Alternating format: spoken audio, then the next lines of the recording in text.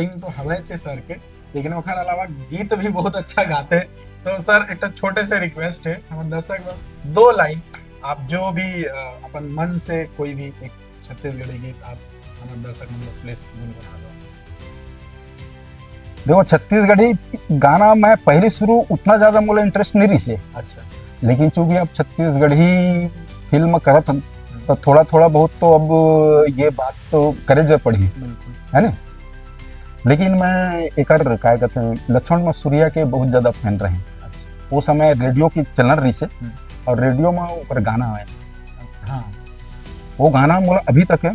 तो वो गाना मोला रस घोले रे माँ फगुनवा, रंग घोले रे माँ फगुनवा, ये गाना इतना पॉपुलर हो रही से धीरे धीरे धीरे गाना ला सुन के छत्तीसगढ़ी गाना के ऊपर मुहुल मतलब प्रभावित करिस, बिल्कुल। और वो फिर धीरे धीरे सब